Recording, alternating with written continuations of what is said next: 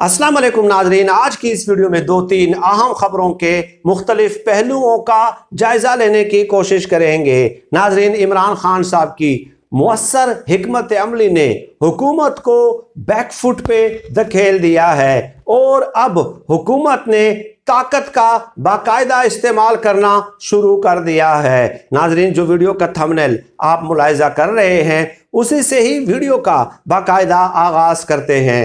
नाजरीन, रात गए पुलिस ने छापा मारा है बनीगाला पे इमरान खान साहब की गिरफ्तारी के लिए। चुनाचे रात को तकरीबन 3-4 बजे पुलिस, कई 100 पुलिस के एहलकार बनीगाला पहुंचे हैं और उनके साथ बाकायदा बख्तरबंद गाड़ियां भी मौजूद थी, बम डिस्पोजल स्क्वाड भी मौजूद था और मुसल्ला पुलिस के एहलकार मौजूद थे। नाजरीन, ये भी बता दूं कि हुकूमत के इल्म में है कि इमरान खान साहब कल रात ही पेशावर चले गए थे। आज उन्होंने इंतहाई अहम इजलास बुलाया है, लेकिन उसके बावजूद भी रात को 3-4 बजे या अलल सुबह ये छापा मारने की जरूरत क्यों कर पेश आई और पुलिस का इस हवाले से क्या मौकफ है, जो कि मेरे ख्याल में दलाइल को अगर आप सामने रखते हैं तो गलत साबित होता है। अब नाजरीन, बनीगाला मैं कई बार गया हूं, तकरीबन सैकड़ों बार मैं जा चुका हूं कि जब आप बनीगाला में एंटर होते हैं तो उससे काफी पहला गेट आता है, वहां पे बाकायदा सिक्योरिटी चेकअप होता है, बाकायदा नाम लिखवाए जाते हैं, आईडी कार्ड चेक किए जाते हैं और अंदर फोन किया जाता है कि क्या किसी को आपने अपॉइंटमेंट दी है या नहीं। और उससे आगे चल के 1-1.5 किलोमीटर आप आगे जाएंगे, फिर दूसरा गेट आता है और उससे एंटर होके आप बनीगाला के घर में दाखिल हो सकते हैं। चुनाचे जो पहला गेट है वहीं से ही आगे पुलिस को आगे नहीं जाने दिया गया। वहां पे पीटीआई के टाइगर्स ऑलरेडी मोर्चा जन थे। मोर्चा जन से मुराद ये कि वो ऑलरेडी वहां पे मौजूद थे, उनके पास डंडे वगैरह थे और 200-250 के करीब पीटीआई के टाइगर्स थे। तो उन्होंने पुलिस के खिलाफ मज़ाहमत की और उन्हें भगाने पे मजबूर कर दिया। उन्हें सर्च ऑपरेशन तक नहीं करने दिया गया और बनीगाला के घर के हुदूद के अंदर उनका दाखला मुमकिन नहीं हो सका है। चुनाचे नाजरीन, पुलिस का क्या मौक़िफ़ है, हुकूमत का क्या मौक़िफ़ है? हुकूमत का मौक़िफ़ यह है कि इमरान खान साहब को थ्रेट अलर्ट जारी हुआ है, हम सिर्फ तो सर्च ऑपरेशन करने आए थे, चेक करने आए थे कि कहीं पे कहीं बम प्लांट न किया गया और इमरान खान साहब की जान को कहीं खतरा ना हो। लेकिन यहाँ पे सवालात कहीं उठते हैं, अगर आप सर्च ऑपरेशन करने आए थे तो बख्तरबंद गाड़ी क्यों लाए थे साथ? भाई, बख्तरबंद गाड़ी आप साथ क्यों लाए थे? इसका क्या जवाब आप पेश कर सकते हैं? कई 100 एहलकार आप साथ क्यों ले गए थे?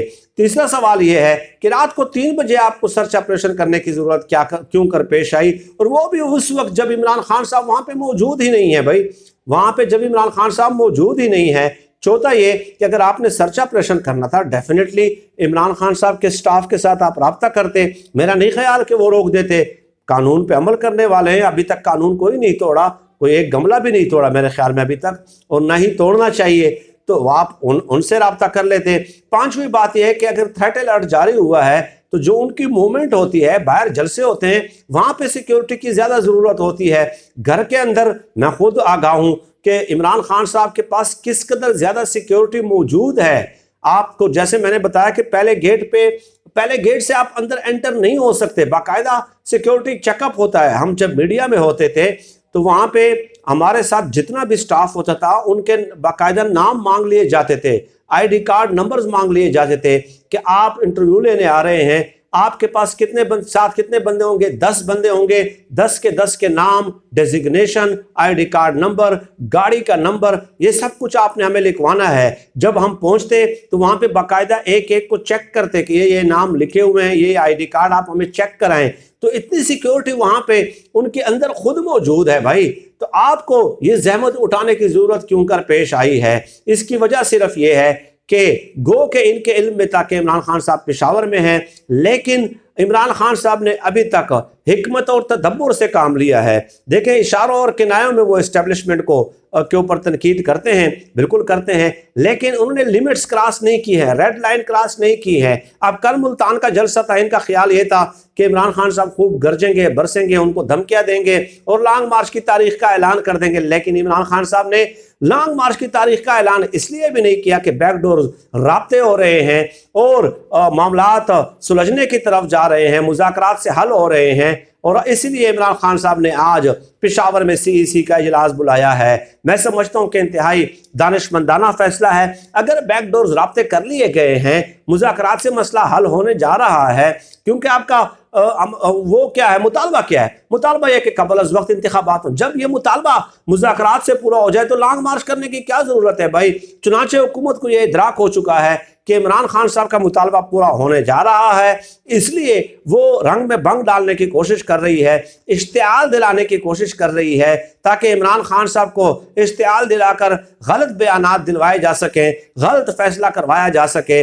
लेकिन अच्छा है कि उनके पार्टी के सीनियर चंद रहनुमाओं ने, जिन्हें मैं जानता हूं, उन्हें मशवरा दिया कि आपने इस तरह का कोई मशवरा फैसला जल्दबाजी में नहीं करना। लिहाजा इसी चीज़ को सबोताज करने के लिए हुकूमत ये काम कर रही है, इमरान खान साहब के ऊपर प्रेशर एक्सर्ट करने की कोशिश कर रही है, ताकि जो है हालात को ख़राब होने की तरफ ले जाया जा सके। ये चंद पहलू थे नाजरीन जो मैंने आपको बताए। इस छापे के हवाले से डेफिनेटली मंतकी सवालात उठते हैं। सवाल करना आपका हक है, मंतकी और क्रिटिकली सोचना आपका हक है। जब चीज़ों को आप क्रिटिकली एनालाइज करते हैं तो आप खुद ब खुद नतीजे का इस्तेंबात कर सकते हैं, खुद ब खुद नतीजा अखज़ कर सकते हैं, और इसके लिए कोई अफलातून, अरस्तु, सुकरात और बुकरात होने की ज़रूरत नहीं है। अब कल मुल्तान के जलसे में इमरान खान साहब ने डेट अनाउंस क्यों नहीं की? देखें, बैकडोर राब्ते हो रहे हैं, एक वजह तो यह है।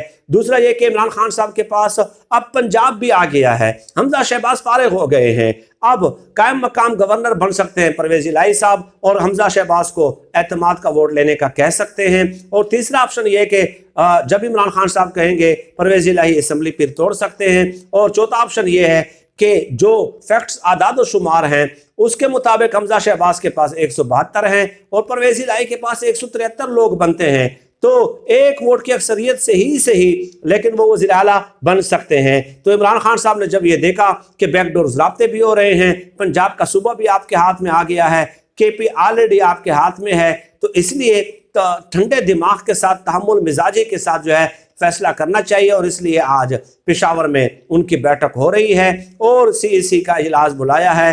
देखते हैं कि उस हवाले से क्या फैसला होता है। हुकूमत उन्हें इश्तियाल दिलाने की कोशिश करेगी, लेकिन इमरान खान साहब डेफिनेटली उनके पास सीनियर रहनुमा भी मौजूद है और ख़ुद भी वो इन चीज़ों को समझते हैं। बड़ा पूंग कर और बड़ा ब्रेन स्टॉर्मिंग करके फैसले कर रहे हैं, जो कि बहुत ही अच्छी बात है। सरदस्त नाज़रीन, आज की इस वीडियो में इतना ही। अल्लाह पाक से दुआ है कि अल्लाह पाक हमें खल्क़ खुदा के लिए आसानियाँ पैदा करने की तौफ़ीक़ अता फ़रमाए। आमीन या रब्बल आलमीन।